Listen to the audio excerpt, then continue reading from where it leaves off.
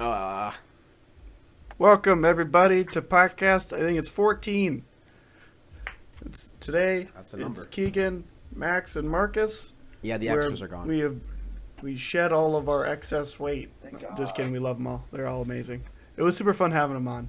Yeah, it was actually a lot of fun. Yeah, I almost, guests are fun. I'm excited to have more guests on as we continue doing this. I almost think we need to have the girls back on, but go for longer next time because that almost felt like it wasn't long enough.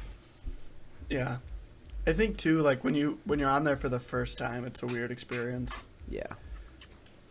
But anyway, we were just talking about different types of PT tests and working out. Working out.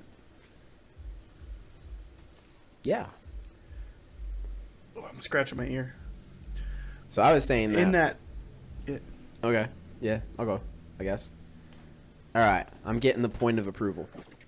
But I was saying that like the Army has their normal PT test, APFT is 2-minute max push-ups, 2-minute max sit-ups, and a 2-mile run for time. And you get a maximum score of 300 points by earning 100 points in each category. The standards are roughly for the 18 to 21-year-old male like age range is 72 push-ups, 78 sit-ups in 13 minutes for a 2-mile. And I was saying that there's pretty much no excuse for pretty much anyone to not max it if they try for 6 months. I don't think it's a terribly hard test. It just is something that shows discipline and an ability to actually work towards achieving a goal. But those exercises are all exercises that they're not specialized enough. They're kind of a general fitness thing. So like when I was coming off my shoulder surgery, when I was doing push-ups again, I went from being able to do 0 push-ups, and I was kind of in the rudimentary stages of like getting like mobility back, to being able to do like 10. And then my next jump was like 50 fucking push-ups. And now I can do, I think I did a set of I did 175 in 3 sets. I think it was something like that. It was some dumb amount of push-ups. That was during the Spartan Purge. It's like that time I did But now 154 count flutter kicks in a set. Yeah, but now I do like 3 sets of 50 for my morning workout. It's just my push-up numbers, and it's really not bad. No, my preferred way to do push-ups is I'll do them as I'll do it as a warm-up, and I'll start at 45 and just work down in 5s. So I'll go 45, 40, 35, 30, and then I'll throw a second exercise in there and superset them. So I'll go like push-ups and lunges, and I'll do or pull-ups. I like doing pull-ups with it. I'll do like the 45 push-ups, then 10 pull-ups, or 5 pull-ups, and 30 and 40 push-ups and 5 pull-ups. Is there any reason for starting at 45? Like when you add up the total amount of them, does it add to something? No, so actually the reason is something I kind of got from a buddy of mine. Is that whenever he trained for push-ups, what he always did was he would half the number that he could do and do 5 sets of that. So I went and halved the goal I was doing and then worked down from there, and I modify based on 5s. So if I'm having a really bad day, I'll drop it down to like 35 or 40. If I'm having a really good day, I'll start at like 50 or 55. The big point with it is it's like with training body weight, stuff like that, where you're specifically training to failure, training high reps isn't, in my opinion, isn't as important as making sure your body's constantly feeling the tension associated with the lactic acid buildup of high reps. So by constantly dropping the rep scheme like that, as you're nearing failure, which you almost are, if you're going to start feeling it towards like the last 5 of your set whenever you start getting down to like 30 and 25 and 20 range. It just works. Mm-hmm. So, I was thinking this yesterday or the day before, but do you think there's a point of being able to do 20 pull-ups or 30 pull-ups and so on or so forth? Or is it pretty much being yeah, this sucks, but I'm just going to keep doing it and doing it and doing it? It's just like an attitude? Or do you think... Purpose for who? Purpose for me? A purpose for a Navy SEAL, or a purpose for a normal person? Oh, I didn't really think of a specific person. But I mean, since I'm a civilian, just let's go off of a civilian. Like, does it really pay to train to like for max out or whatever, or is it basically just like this is gonna suck and I'm just gonna do it? So I think for the general person, like your normal everyday person who's just trying to be generally healthy and well-rounded and physical, so that way they're not going to get hurt and can just generally enjoy the better aspects of life by being somewhat fit, I think doing anything over 5 sets of 10 is complete waste of time and too high a potential for injury, and especially fucking up your shoulders later in life. Because pull-ups, unless you do them in a very specific way, are very bad for your shoulders. Even like non-kipping pull-ups are bad for your shoulders. The way I mean though is, if you've ever paid attention to someone do pull-ups, ignoring kipping pull-ups, actual fucking pull-ups, not this stupid like Michael Phelps kipping on pull-ups pull-up on bar pull-ups. pull-up. Well, Michael Phelps is just 18 feet tall, so he just stands up. Yeah, I was leading more to like butterflies, but swimming. But if you ever actually watch good reference. What? That's a really good reference. I wasn't ready for that because like to me he's a swimmer and he's just super tall, but he does the I don't know. That was a good reference. I wasn't ready for that. I'll take it. Please continue. And I'm sitting here. If you watch people get fucked, Marcus. No, like what I'm saying is it went completely over my head. So. It's because you're so. Not just but yeah, okay. So when you do correct pull-ups, it's hard on you because. Well, because if you do a complete dead hang pull-up, you're actually rotating your shoulders out, right? Whenever you do a complete dead hang pull-up, where you go here, you're basically letting your back completely stretch, and your shoulders are rotating out and up, right? Whereas if you kind of keep your back arched like you would if you were doing a pull-down, or if you were benching where you kind of squeeze your shoulder blades back together and don't let your shoulders rotate, it's a lot less hard on your shoulders because your shoulders don't move. So if you're like a normal person and you're not going for a lot of lat development, not letting your shoulders rotate out is a very good way to like avoid stress on your shoulders, or as much stress on your shoulders while you're doing pull-ups, and still see a lot of the benefits from in your back and your arms. Is this where the advantages of like a row or like a lat pull down come in? It's because you can avoid that rotation a little bit easier for a normal person. So while doing roughly the same motion. I wouldn't. It's different. I wouldn't say a row is the same motion. It's more of a flat plane of motion as opposed to your like upwards like vertical plane of motion that you get with a pull down or pull up. And by like flat or up or down, I mean like in reference to you. If you were laying on a bench, Right. if you were laying on a bench, your flat plane of motion would be a flat bench. Like your incline or up plane of motion would be like an overhead press or an incline press, and your decline plane of motion would be like a decline bench or a dip. Same thing with your back, but you're not flat. So it's just referencing to which way you're exerting force in comparison to your body. Pull downs are useful, but you can do the same thing that I was talking about with pull ups with pull downs. And if you're trying to do like build a bigger back and like do more bodybuilding shit, you change. And I mean, who isn't trying to get a bigger back? Everyone's just trying to get. That's all we're trying to do out here. Well, if you're actually trying to get a bigger back, you deadlift and do heavy bent over rows. But yeah, that's the only reason I exist is just to get a bigger back. There you To go. be a Ninja Turtle. Pretty much. Oh, speaking of which, that reminds me, there was this one guy. I didn't answer the question. Okay.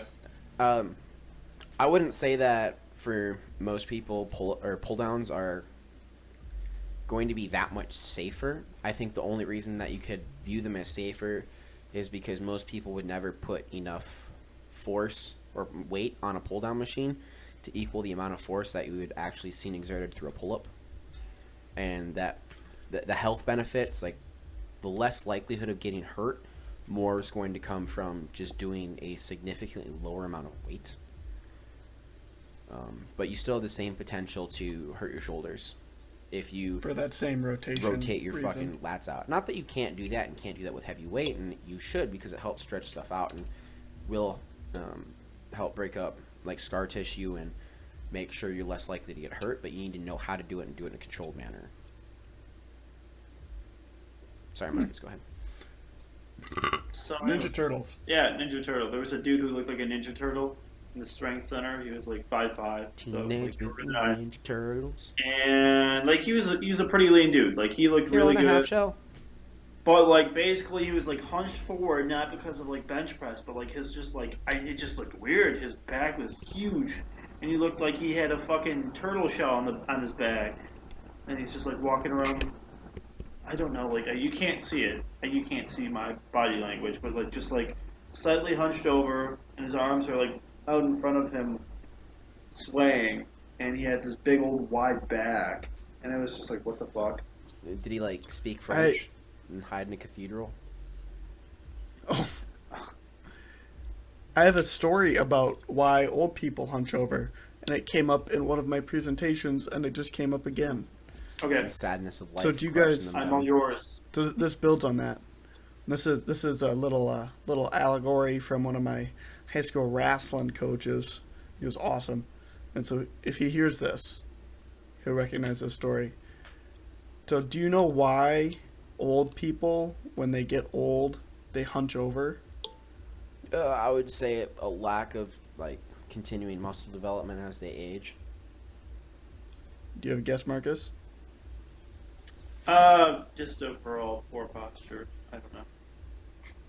So this was the answer that my coach got from his college professor when he prompted the same question. He went, flexibility! Because when you lose flexibility in your back, your abs get stronger, and then they pull people forward. So when you lose flexibility, your posture suffers, which is like a common thing. You'll see subluxation of the hips where they're like rolled forward. So a lot of people that sit at their desk for a long time have shit posture because their hips are rotating in the wrong way, and they're not stretching their hamstrings correctly.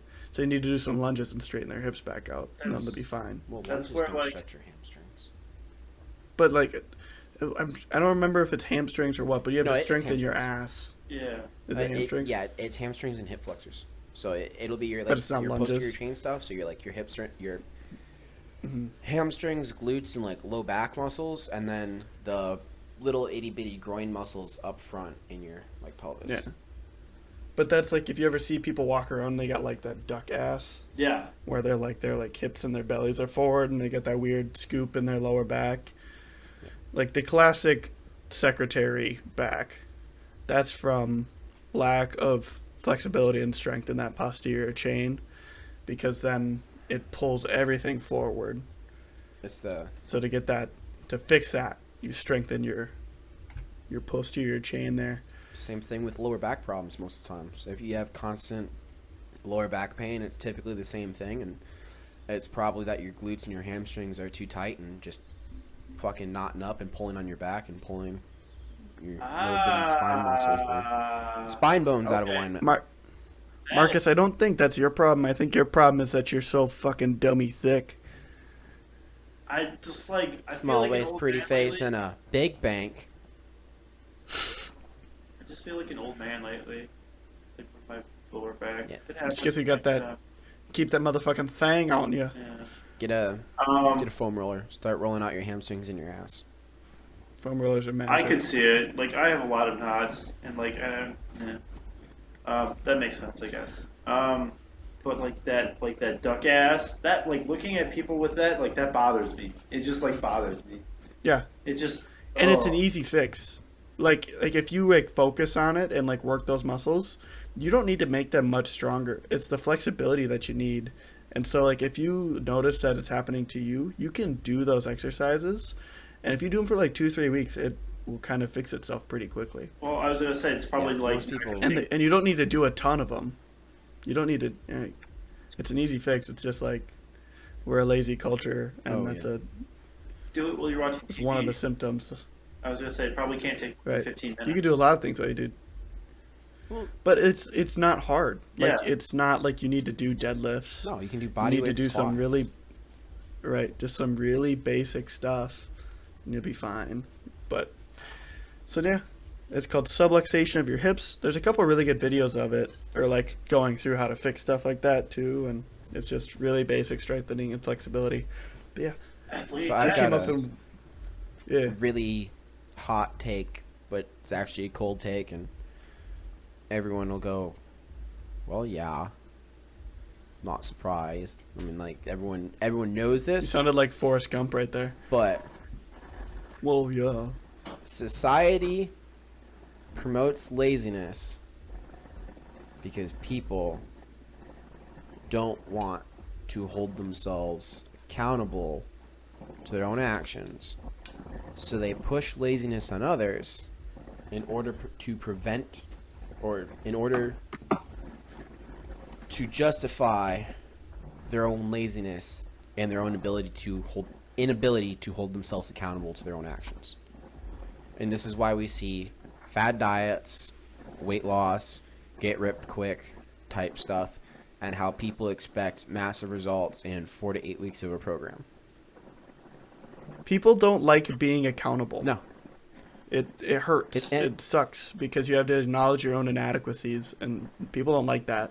It's like water. Nobody wants to do the hard thing. Everyone wants to do the easy thing. Yep. Like swimming. Fuck swimming. I fucking hate swimming. I suck ass. Marcus, was it you and me that were like we were swimming one day and for rugby, and it was like, okay, now tread water for 5 minutes, and everyone else was like kind of fine because they swim a little bit, but had just a little bit of tub on them to give them some buoyancy. But we were both lean the fuck out, so it was like trying to keep rocks afloat. Yeah, I struggle with like over a minute. Yeah. I just remember Big George always makes fun of me because I can't swim for shit. Because I just sink. I remember I scuba dived and I had to have no weight. Like for scuba diving, you always add weight. I didn't have to add any weight. We were in fresh water, so that makes a difference, but fuck swimming, dude. Yeah, like But I agree with you swimming entirely, Max. Too, and that Swimming's... really fucked me over. Swimming for like PT is really fun in a group whenever you're actually okay at swimming. You don't have to be good. You just have to be better enough than everyone else, and they think you're a fucking fish. Oh yeah. Like if you're like 10% better than everyone else, they just think you're fucking amazing. That's true. What kills me with swimming is the learning curve. Cuz like I don't mind exercise. Like I really like exercise, but what kills me with swimming is the thought in my head that if I work myself to failure doing this exercise, I am going to be in a position that I'm going to die. Whether that's true or not, that's what like rings in my head. So I never get like a good enough workout in to make the jump over that learning curve. Because like for rugby, you would swim once a week or for whatever. So I would never swim enough to get good enough that I could get a good workout in and not feel like I was going to die pretty actively. I was in really good swimming shape once, and I was awesome. Yeah. But other than that, I just feel like I'm gonna die the whole time. Yeah, I don't get too panicky, but like swimming, yeah, a little bit. I think that's like the best neutralizer though. Like you can take a lot of people, throw them in the water, and really screw them over. Yeah. Oh, water is the great equalizer. Yeah. Water and lunges. That should be on our merch too. Is do more lunges. Let's just have a water and lunges shirt. And everyone will think it's like drink water while you're doing lunges. Nah. The great equalizer. I do lunges to the pool. Yeah. That'd be fun. If you did like 2 foot of water, did explosive lunges. That sounds terrible. I should unsay that. Sounds like a great fucking time. Sounds like absolute. That sounds like a fucking nightmare. It was like I just imagine like an Olympic sprinter, like rolling, tossing and turning in bed at night, and then the wife comes over. It's like, what's wrong? What's wrong? Explosive lunges in the pool, and then the wife just passes out from terror. That sounds so terrible, dude. I don't know. That sounds like a great time. Marcus, before the podcast, you said you had a story for me. I don't know. I mean, I don't think it belongs in the podcast story. It involves relationships with people and other things. So yeah, afterwards. Oh. Yeah, we can leave that bit of your private life in the private. You asked me a question earlier this week, though, about double masking. Yeah. Which I think is interesting. So, to me, and from my understanding, working loosely in epidemiology, I work in epidemiology, and my understanding of the rough mechanics of public health is when you wear a mask, it doesn't protect you. It's not a filter for things coming in. It's a filter for things going out. So it doesn't necessarily catch stuff. It doesn't protect you from other people. It protects other people from you, which is why it's so important that everyone wears one, because if there's 10 people in a room and one person isn't wearing a mask, they can still infect everybody else. But if 10 people are wearing a mask, then everyone's safe. So when you wear that double mask, it's not that you're protecting yourself extra. It's just that you're now spreading even fewer potentially infectious particles. So to me, that double masking doesn't make sense. Yeah. So, like, I mean, it makes sense, but it doesn't. So obviously, if you apply more filters to something, it's going to filter more shit out. Duh. But, like, I don't know. I think, like, people read too much into it and think, oh, yeah, Dr. Fauci said this. I'm going to abide by it. Whatever. And, like, that just, it's just kind of like, you have a mind of your own. If you wanted to make an argument about double masking, I would argue that you should wear a mask that's twice as good instead of 2 shit masks. So you'd be better off wearing a surgical mask than 2 cloth masks. Exactly. Or wearing a KN95 or an N95 if you can get one, instead of a surgical mask and a cloth mask. But I don't see the advantage of using 2. It's like running your water through a Brita filter and then running it through a colander kind of thing, where it's like, well, the second one doesn't really do anything if you do the first one first. So it's interesting, though. I think there's a lot of worry about the mutations coming out of this coronavirus, but it's important to remember that the coronavirus comes from a family of viruses that any time there's a co-infection, it creates an entirely new strain. It doesn't create this or this. It creates an entirely new hybrid strain. That's just viruses in general, isn't it? No, so there's different viruses interact with themselves and each other differently. So the 2 prime examples for viruses that change really quickly are the flu and these coronaviruses. So the flu, imagine if you had a deck of cards. So like you have 4 suits and 2 colors. I can take the deck of cards from one, and I can take all of the reds, and I can switch with them with the reds with another set, and now both decks are still viable, but they're different than they were before. So the influenza does that, where they'll recombine their portions. They separate their genome into discrete portions that they can then exchange and form these new combinations. So that's why you'll see like H1N1, H5N1, whatever. It's all these combinations because they're exchanging them. H1Z1. But they're exchanging these portions. So they have a lot of variability there, but you need to have you need to have a co-infection.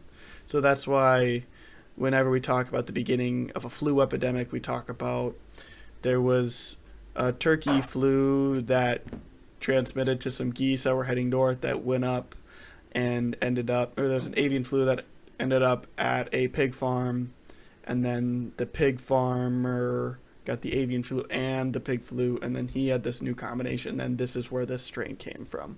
And we can isolate it down to be like, it came from this farm, it came from one of these 7 workers, whatever. Okay. We have that capacity. But that's how the flu works. I don't remember if it's recombination or reshuffle. I could never remember the exact word for it. But imagine taking all of the clubs from one deck of cards and switching them with all of the clubs from another deck of cards. You have the right amount. Okay. So the coronavirus. Yep. So the coronavirus is in a different set. I don't remember. I think it's in the genus or family. It's in Nidovirales. I think that's family.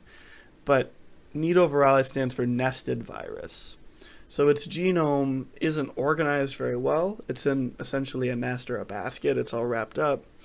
And when you have two infections, so say I went to a party and I got infected with COVID A and COVID B, inside my body they would combine into a new COVID C.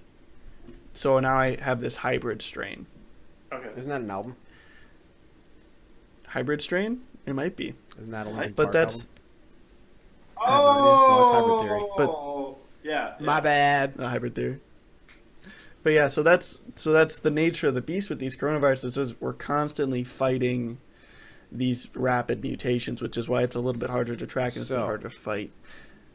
In theory, with enough rapid development, would a virus be able to mutate so that the symptoms were increased, like want to hide in the woods, extreme growth of body hair, overheating so they wouldn't want to wear clothes, and abnormally large feet?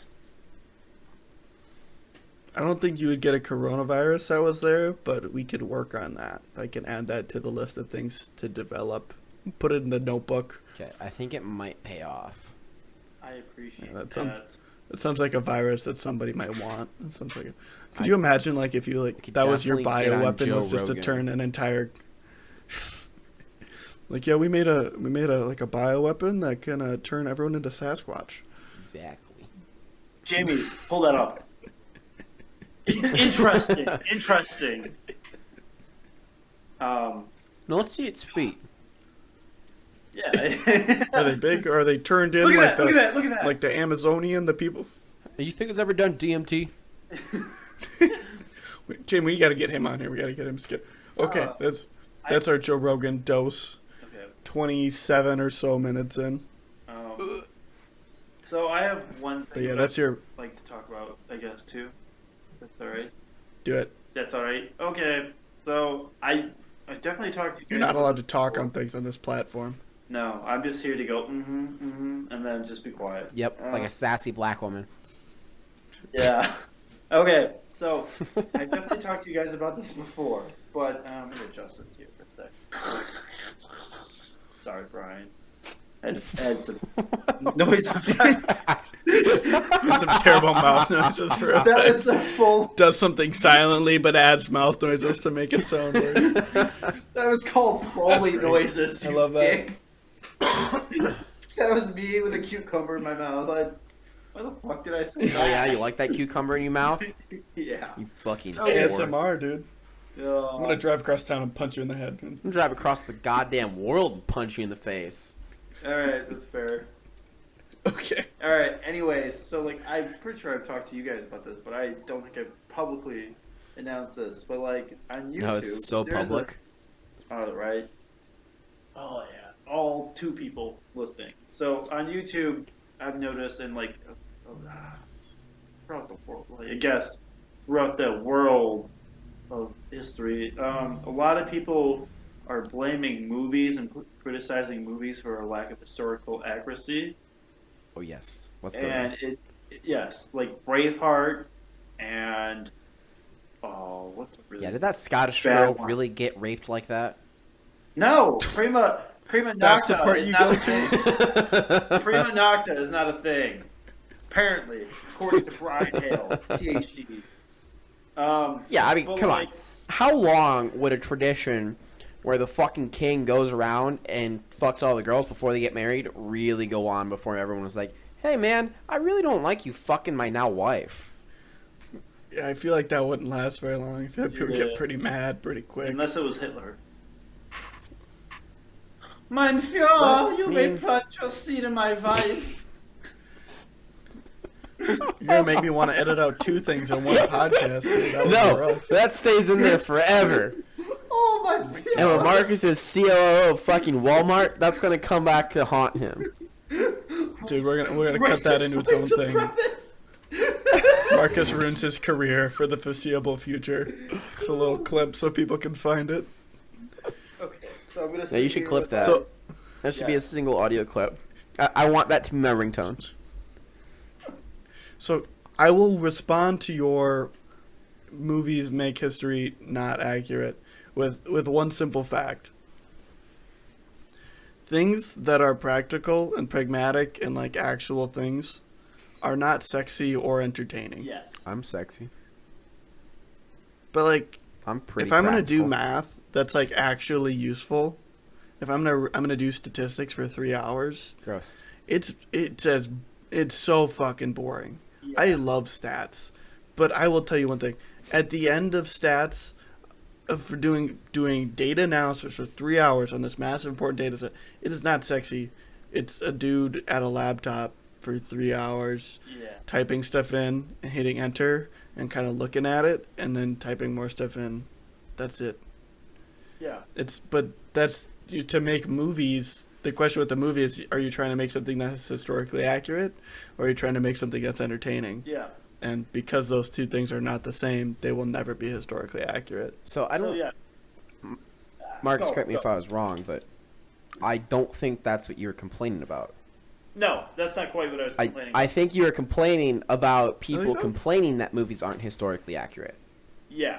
So that's what I was going for. So the thing, what I'm seeing, at least on my YouTube feed, which I'm sure is probably elsewhere too, I mean, although it is tailored towards me, is that a lot of history nerds or buffs or even whatever, in like the community, are like are tearing down these movies like The Patriot or like Braveheart because Fuck they're them. historically That is the most inaccurate. historically accurate movie ever. They can get fucked. Everything in that movie happened, including Like- every scene where Mel Gibson throws that fucking chair.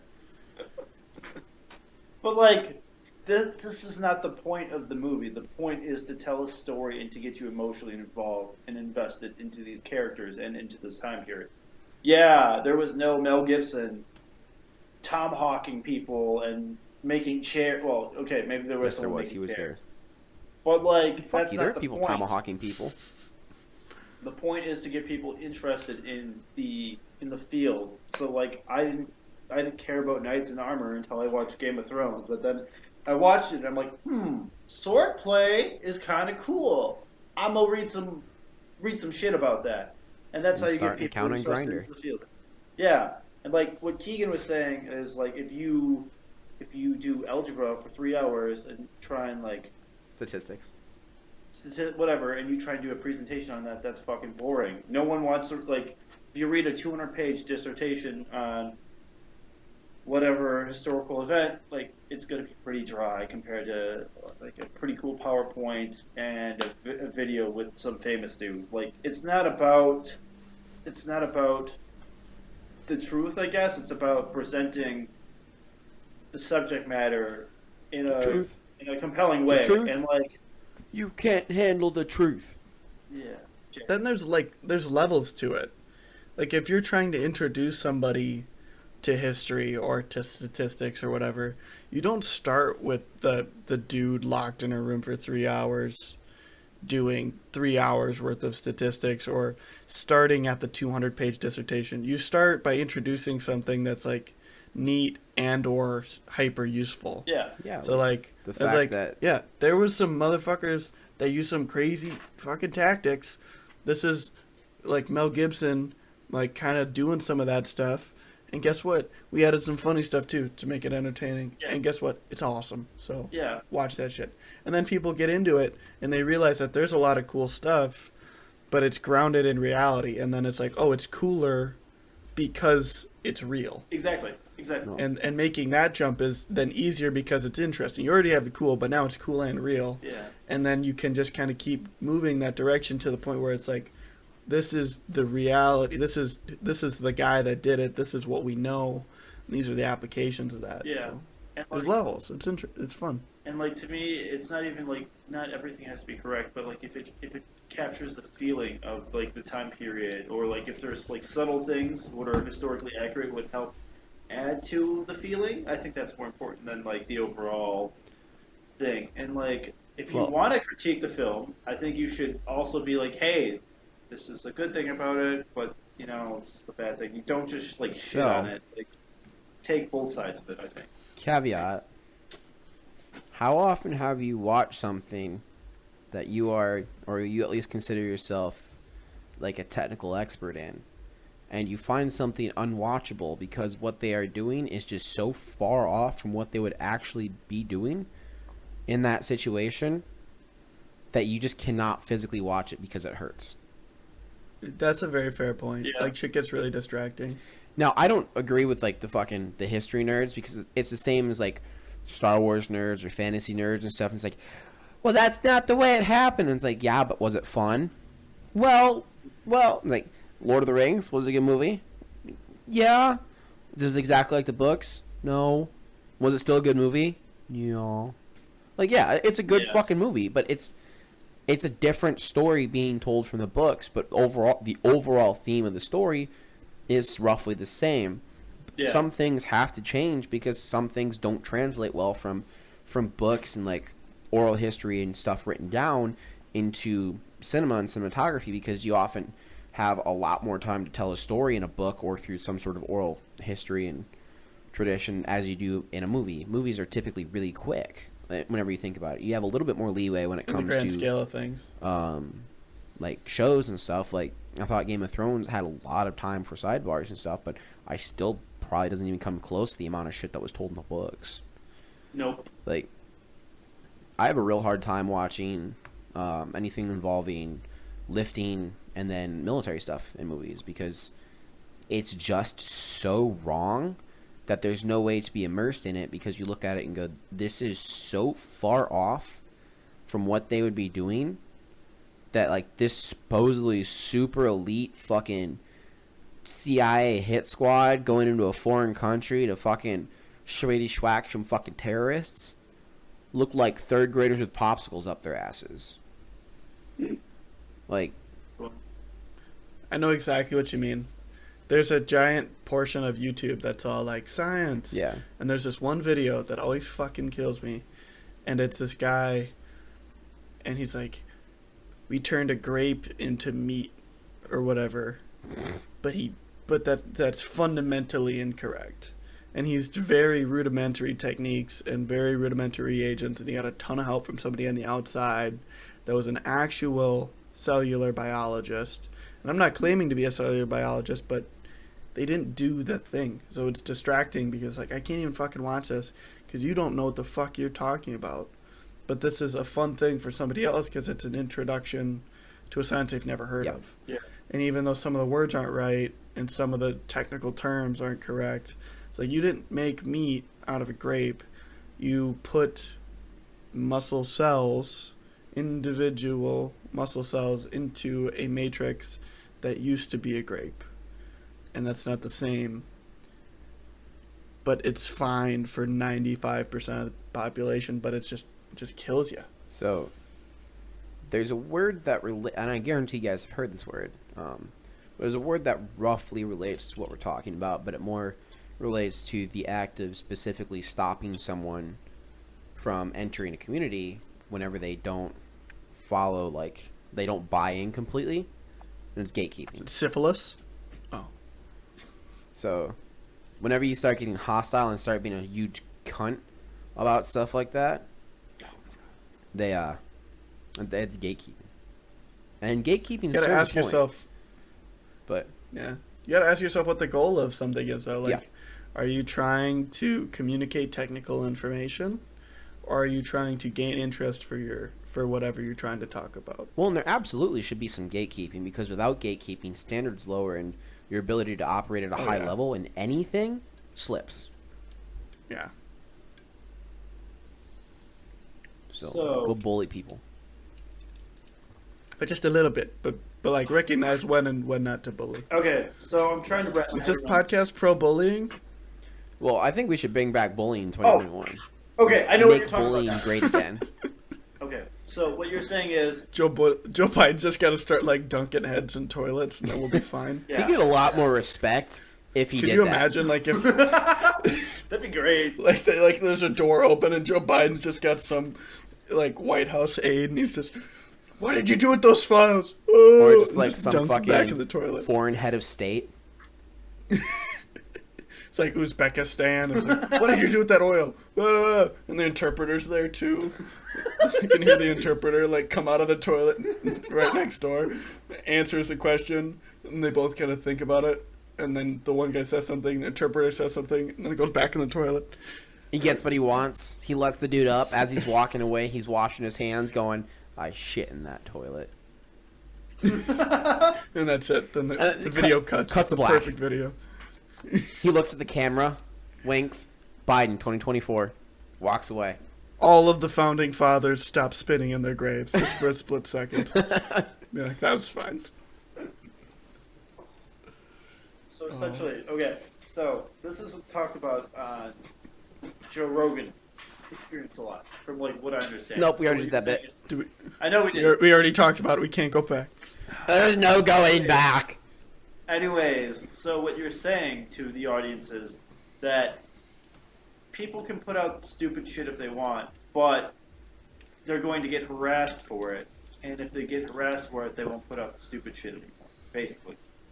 And My therefore- official statement would be that if you're going to act as a subject matter expert, any information that you put out there, you better be able to defend and tell people why that information is correct. And if you can't do that and you can't handle being told you're wrong and having your beliefs questioned, have the information you're presenting being questioned, you shouldn't be presenting information as facts or putting it out there at all. Okay. Social pressure is an amazing formative force. Like, you can get a lot done with social pressure. Like, if we're all on the same team and you're being a dick and everyone else realizes you're being a dick, you're going to stop being a dick pretty quickly. It's why Jocko talks about developing culture inside your business. Mm-hmm. He does, yeah. There's, like, you don't need to call people out.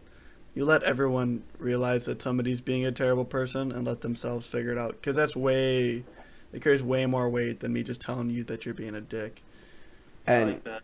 typically, I was going somewhere with it, and it slipped. Oh, you need, if you are going to, dog's going crazy.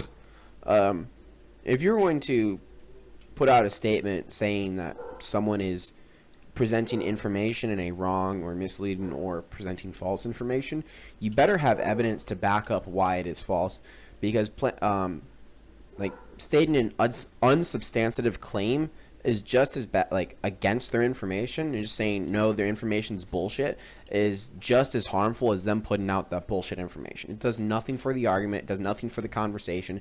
You are completely useless, and all you want to do is see yourself talk, see yourself be important, and feel good about yourself by saying you're fucking helping. And you're not. You're just a piece of shit that wants to feel important. So, Hashtag social pressure. A Holocaust is not our face. Oh no, they can go get fucked. And I don't give a fuck who you are. If you tell me you're a Holocaust denier, you're going to sit there and you're going to listen to me for the next half an hour while I explain to you exactly what fucking happened and why one of the greatest tragedies in the human fucking history happened and why you need to be aware of it so it never fucking happens again. I swear to God, you put me in a room with one of those motherfuckers, they're going to leave a believer in the Holocaust or they're not leaving that fucking room. I believe it. There's certain things that there's just not room for discussion on. No. Like, that's how I feel about, like, anti-vaxxers. It's like, that's not an argument you get to make, because you're not arguing against something that's hurting yourself. You're arguing against something that's hurting our society. Like, flat earthers are fairly harmless. It's like, you're just bad at physics. Mm-hmm. But if you're if you're a Holocaust denier, if you're anti-vax, if you don't have a reason to be anti-vax, if you're just anti-vax because Jenna McCarthy, the former porn star, tells you that you shouldn't do that, like, that's not a reason. There's people that can't get it and they're in danger because you refuse to. So one of the really interesting arguments whenever it comes to America and why America and Americans are so different from the rest of the world is that really ingrained right of self-determination. we have a strong belief in this country, and it's not as strong as it used to be, I'd say, but it's still very much evident and prevalent in most of the population that we have a right to do as we see fit in this country. And you make it by your own right, and you need to believe in yourself and believe in yourself the most way. And being individualistic and not relying on others for support, which is really interesting whenever you start. And it's very productive society and can be very, very helpful. But in order for society to work, there has to be a certain amount of buy-in to society. You have to buy into it and believe that this society is going to work. And I think finding the balance between being individualistic and promoting an individualistic culture where people actually take responsibility and accountability for their own actions and not pawning it off on something else that is supposed to be taking care of them or providing for them or helping make their decisions or anything like that, and actually having enough buy-in in that culture that you are still able to have basic amenities set up for those who can't necessarily take care of themselves and undergo personal suffering for the greater good of those around you while still remaining individualistic right. Because go ahead. Yeah. I think changing the perspective on a lot of stuff helps too, because like volunteer work is one thing that everyone should be doing. Absolutely. Volunteer work constantly. Absolutely. Everyone should get vaccinated. And there's this list of things that everyone should be doing, but people just don't do because it doesn't help me. But if you change the perspective on things, by doing these things, you help society and you help yourself. And you can put this label on it. You could say it's your patriotic duty. It is your civic duty. It is just important for young people to go volunteer and help struggling youth and to pick up garbage off the street and to do XYZ and to organize these community events. It's just as important to do that as it is to send medicine across the world. So I have a question. As it is to... Because I kind of want to break this down. I want to break down civic duty, but I want to pose this question first. How does everything you describe play into being individualistic? Because to be individualistic, you get to accept the responsibility that you live in a community. That's the thing, is it doesn't immediately connect to being individualistic. But to be individualistic means that you have responsibility for yourself, and I think there's room that you can claim extra responsibility and you get to feel extra good about yourself because you're not doing 100%, you're doing 110. You're not only helping yourself, you're doing so well that you can help others. And by virtue of living in this society, you have a responsibility to help yourself and others. Yeah, my bad. I get so eager to input what I say before I forget it, because typically I just forget stuff. So you're good. I want to refine my question because I really like what you said, but it wasn't exactly what I was trying to hit. How does everything that you said on civic duty and doing all those things being beneficial for society, how is that actually being an individualistic person contributing greater to the society? I mean, if you're Ayn Rand, you just don't do those things. Well, yeah, Marcus, what do you think? How does it relate to being in individual society? Yeah. So how does community service and general civic duty kind of shit directly, or I would argue against using the word directly, but how does that fit in with that kind of individualistic viewpoint? What's the argument you could make? To help a little bit, I'm clearly. Oh my God. I'm thinking of a relationship. Do you have an answer and you're looking for one, or are you looking for an answer? I have a little bit of an answer, but I wanted to see what you guys were going to say first. Okay. Go ahead. So what I would say is that you get to actually, basically, what it comes down to is like bragging rights. It's kind of like, I get to do this, I get to help other people, and by helping other people, it makes yourself feel better as well.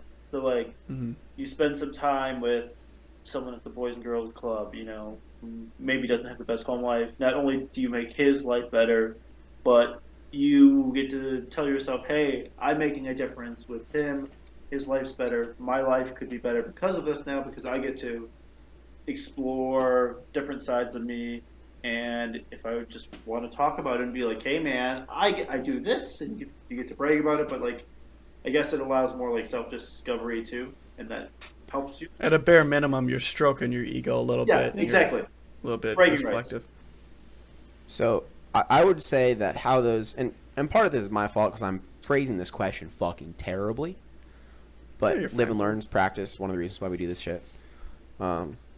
Is that one of the ways this benefits you as an individual by contributing to society as a greater whole is because whenever you are individualistic and you actively participate and help in a civic society, you are directly decreasing the amount of control that government is able to exert over your life. I like that. I like that. That's super funny though. Because it's like the more you get involved, the less somebody else is. And that's what we're It's supposed basically to be what doing. it is. We are That's supposed great. to take care of each other. We are supposed to work hard. The government shouldn't have to be giving people money for food stamps or for food lines or housing or Medicare. This should be a civic responsibility conducted in between people. It's the whole fucking idea of the covenant that was originally came about whenever the fucking Puritans came here in the 1600s, and they believed that a covenant was a binding agreement between two people overseen by God, and is one of the very basic factors of our government, of like the real basic beliefs of our government is that belief in a covenant, and that there is an like unbreakable agreement made between you and someone else that is overseen by something of a higher authority. But I would 100% say that the way it benefits you as an individual to contribute in society in those ways that you may not necessarily like is that if you don't do it as an individual, at some point something is going to come along that is going to strip your right away to make you strip your right away of being allowed to choose, and they are going to make that decision for you, and you are ultimately going to live without rights, because any organization that you give power to will always without fail seek to consolidate its own power. Yeah, that's my Instead of small government rant for the day. Yeah. Instead of getting to do something, you have to do something. Yes. And when somebody has to do something, nobody wants to. Yes. Well, and So from a different perspective, from a I'll be happy perspective, like my kind of half hippie, I hippie's like derogatory. My lefty love child. term. Lefty's pretty derogative too. Yeah, I'll call myself a lefty. I'm not How about a bleeding flower heart child? liberal, but yeah, whatever. When you improve the life of somebody else in your community, you improve your community. Yes. So by working in the community, the people around you are happier, and when everyone around you is happier, you're happier. Yes. So to make a really obvious example, if I'm a multimillionaire and I live in a shitty little town and I start donating money and they build an auditorium and a gymnasium and like they start having concerts, like that directly helps me. But not only does it help me, it helps everyone. And by helping everyone, I have a greater impact than just helping me. And because of that, I get to put my name on it, and then it makes people happy, and that makes me happy. Yeah. So to me, it's not such an abstract connection. Like, my parents were like, yeah, just help other people because that helps you. And I never really thought about it too hard because it does. Like, it doesn't feel like something you need to find evidence for. No, It's like, yeah, it really you should. volunteer and could, but there is evidence for it, and that's I think what we just dug through. So And I think, oh, go on. okay, so kind of contrastingly but similar. Sorry, it sounds like there's a dog dying outside, but I it might heard just be a that. truck. Did you guys get a Ford Ranger? Yeah, we did. Ford fucking Ranger. Sorry, that was really You loud. guys My mouth is in the microphone. You got to get a light switch and like get that hooked up to the starter. Oh, Have you seen that video? That'd be pretty cool. Oh, I love that thing. But- Okay, never mind. keep going. So I was very much Distraction. raised with the belief that, now I have to get my original train of thought, but that you help others not necessarily because it's going to bring you joy, but because it's the right thing to do. And then if you have knowledge and an ability to help someone, it is your job as someone with that ability and with that knowledge to pass that knowledge on and help someone. It's like a nurse or like a doctor. Like when you leave nursing or doctor school or like medical school, you swear an oath. The Hippocratic not oath, necessarily. There's variations on it, but that's what it's called, is Hippocratic oath. But you are like legally bound that like if you're driving and somebody's in a car crash on the side of the road, you have to stop. Yeah. You are like legally you have to stop. Yeah. So that's why nobody dies of a heart attack within like 50 miles of the Mayo Clinic, because everyone's commuting in and out.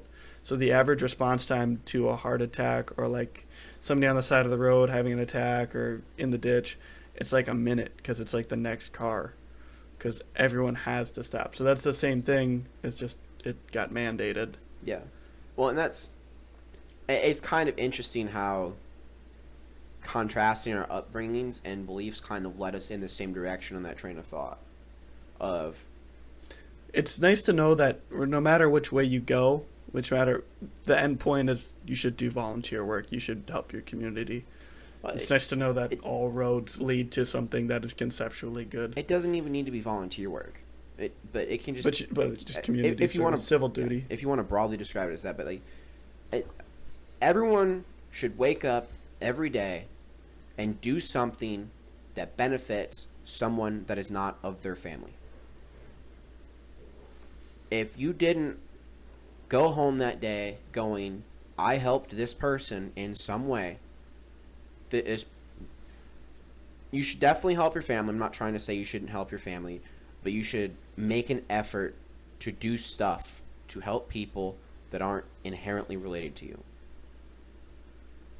Because that makes the world a better place and just brings more structure and, God damn it, more societal trust, and just generally makes lives better and improves relations as a community.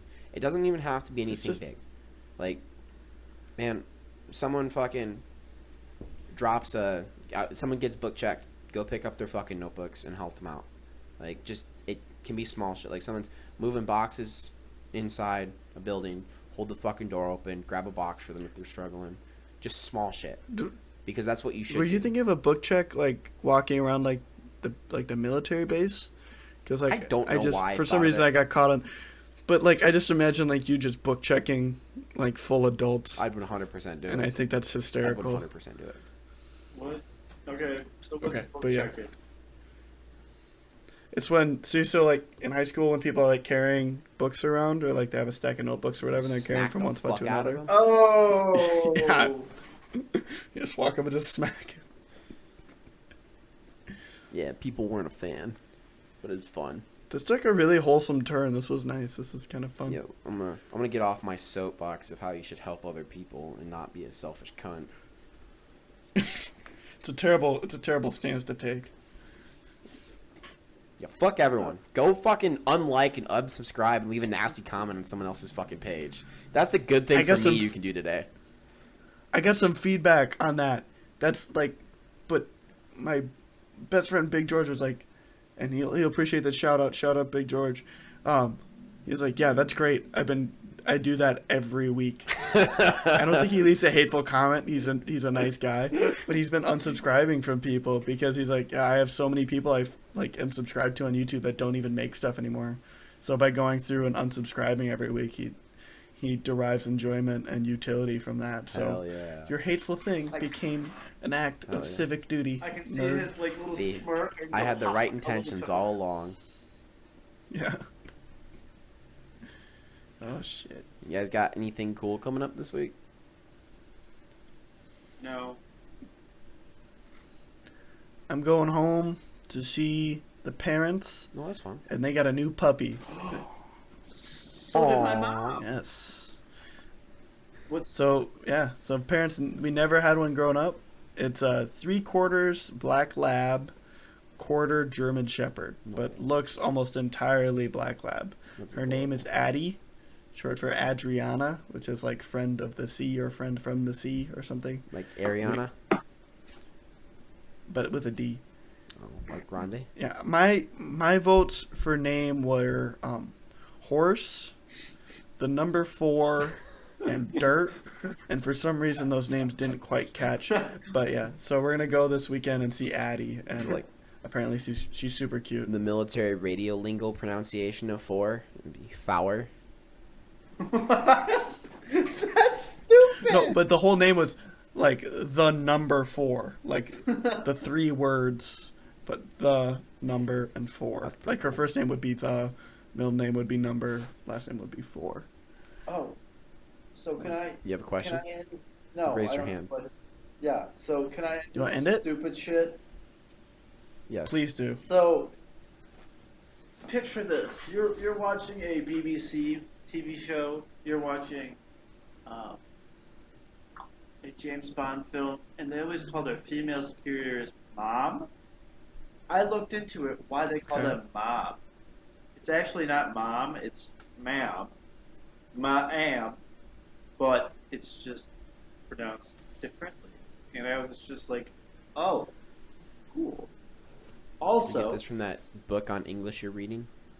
no, I just got this off the internet because I was like thinking about calling my coach Mom, and then her giving me a weird look, like what the fuck, and then I'm like, no, I'm not gonna do that after I found that out. Just call her And grandma. then she's not that old. Anyways, So?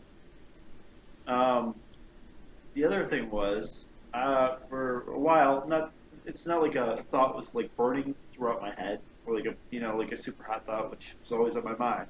But I was always curious why Quakers aren't allowed to like go to war and it's against a religion.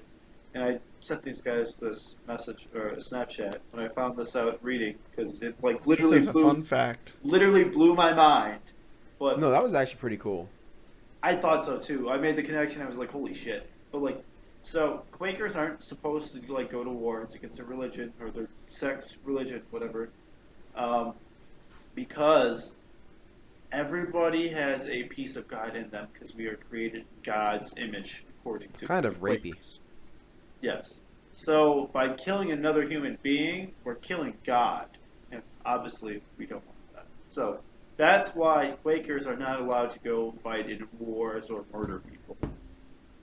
Because they would be killing part of God with that. They should rethink that. They also pray so hard they shake, and like that's how they got their names. Is that? Oh, You take whatever they do with the grain of salt. Yeah, That's so- how they got the term Quaker. Make some really good oatmeal. yeah. Because they would pray so hard that they would like shake. Jesus. That was like a thing. Makes me kind of think of Sufism, I guess. Oh, I'm still kind of confused with Sufism. Where they get so energetic they start spinning. Yeah. Okay. So apparently Sufism. Okay. So like I'm kind of confused now because like I've taken. No, that's not Suf. Fuck. Is that the offshoot That's of Hinduism or the offshoot No. of Islam? Islam. So So, yeah. Sufis are radical Islams in central fucking Arabia that like Yeah. gave rise to pretty much all the extremist groups. I was thinking of something completely different. Yeah. So I think like it what just I was. Sufis. Yeah. No, they are. But like. It doesn't have to be like its own separate thing. It can just be like if you're a Shiite, from what I understand, you can. Never mind. But I'm not getting into the nitty gritty of it because like I'm still confused with it. But like the whole idea with like Sufism, for like if you're a Muslim and practicing the faith of Islam, is that you do extensive dances and other things like that for hours to help. Show your devotion. I don't remember. I know, but like, yeah, you spend like 4 hours dancing around, like to the point of exhaustion. It's part of like how they view the world. All that shit. It's interesting. Look it up if you want. I don't remember. I'm totally destroying this.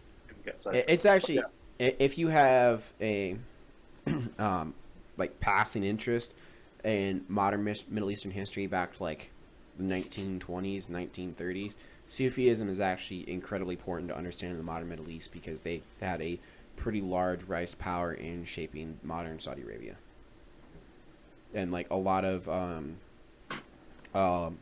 T.E. Lawrence's trips and fucking adventures, and by the way, fucking look that dude up. Look up his actual story. Fucking rough, dude. Also, pedophile, apparently. Also, probably got raped. I heard about that. That's fucked up. Yeah, it's right. debated. It's debated on what actually happened.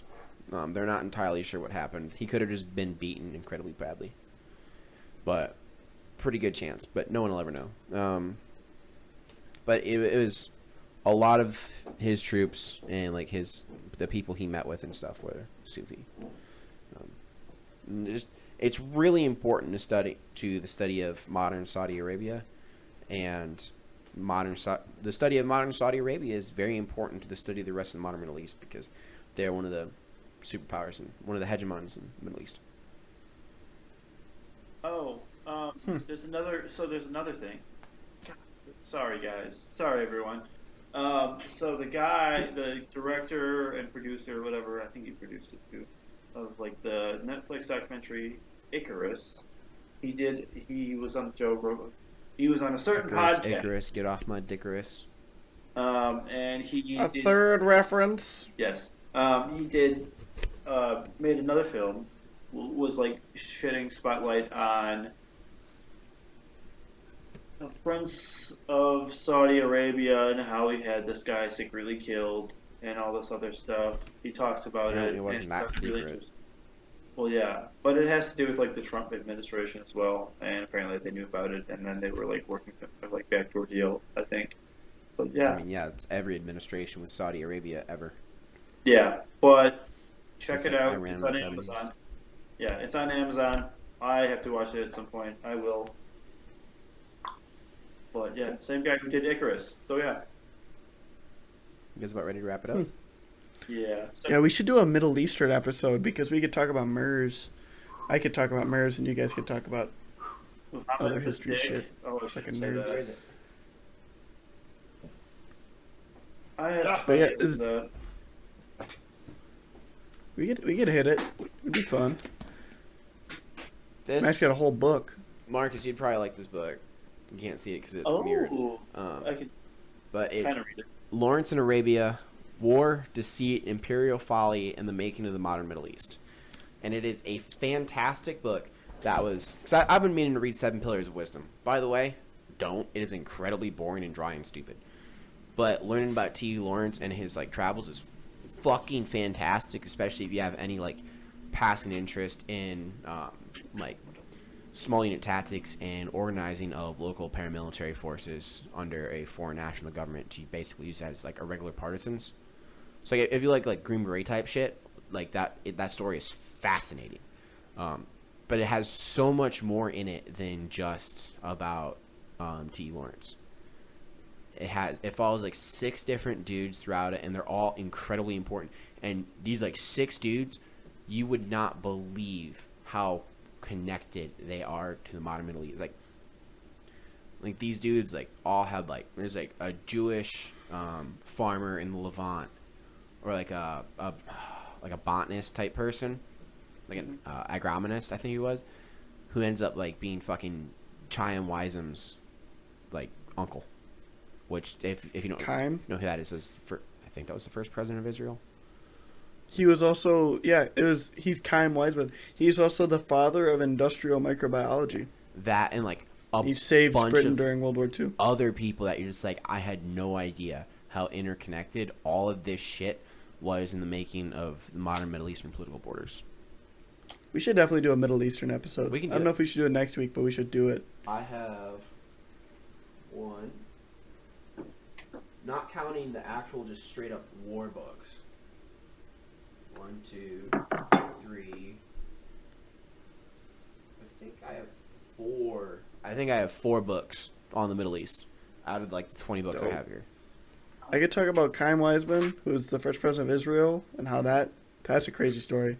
And I could talk about MERS, which is Middle Eastern Respiratory Syndrome, which is so in 2004 there was the original SARS, and then between then and COVID, there was this MERS outbreak, which was a coronavirus that they think was indigenous or like endemic in camels and made the jump to humans. But that's a very interesting ethics story. It gets into international property rights, intellectual property, which is always so You already interesting. know that I'm going to fucking talk about the military political history of the Middle East. Oh, yeah. I already know that. You'll like this. The MERS story is not terribly long, but it's pretty interesting. Cool. Pisses off the Saudi government. Everything pisses What's off it, the Egyptian government? Pisses off a government. So. I could talk about curds. I don't know. There's a I lot love of cheese curds. Like cheese curds? Yeah. Yeah, I would love to talk about. We should do a Middle Eastern You episode. should send me some cheese We'll curds. do it. Oh, we could do that. Yeah. I Sure. forget that you're in Alaska. So when you said cheese curds, I was thinking the beer battered cheese curds for a second. I'm like, that wouldn't work because they're fried. No, I'd have They to won't be batter hot by myself. the time they get there. Yeah, I know. I was just like being a dumbass. That's all. And we could get you some curd. Hell yeah. Well, thanks for listening, yeah. guys. I think, Yeah. yeah, that was a fun episode. Yeah, it was. Thanks everyone for listening. Covered a broad range of topics. Yeah. A whole bunch of them. So remember to unlike, unsubscribe, and leave a nasty comment on someone else's page. Yeah. And yeah, thank you guys so much for all the love and support. Have a great night. Auf Wiedersehen. Bye. Auf